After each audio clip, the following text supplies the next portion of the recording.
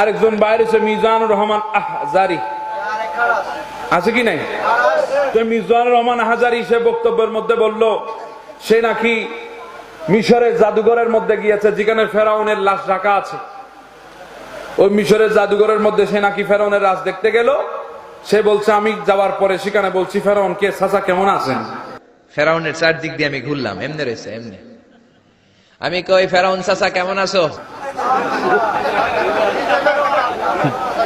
চাচা কারে দেখছে দেখছেন নি? হ্যাঁ,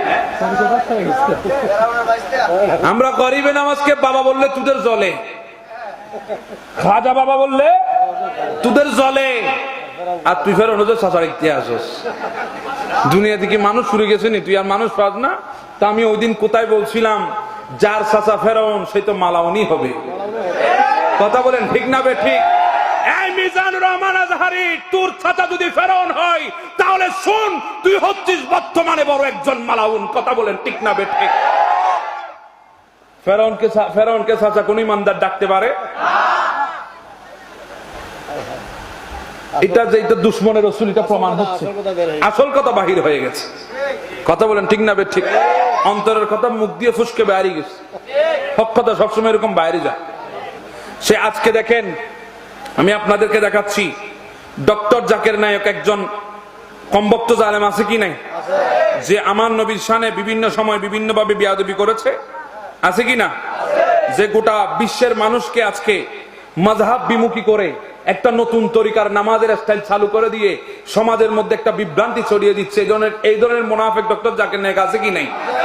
এই দেখেন বৈঠক করেছে, যে জাকির নায়েকের টিভি চ্যানেল পিস টিভিকে গোটা বিশ্ব থেকে বয়কট করা হয়েছে, কারণ চিহ্নিত করেছে ওই টিভি হচ্ছে জঙ্গিবাদের উস্কানিমূলক বক্তব্য এবং মদতদাতা।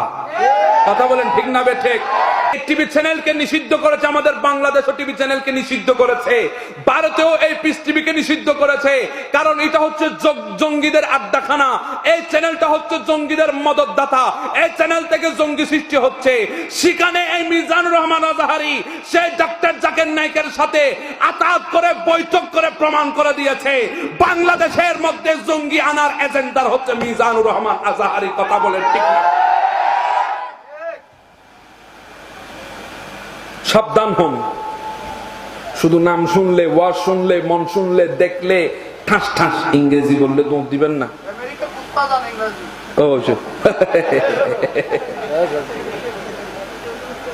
ইংরেজি জানলে সে বড় বক্তা নয়, ভেতরে ঈমান ঠিক থাকতে হবে। বড় আফসোস লাগে আমাদের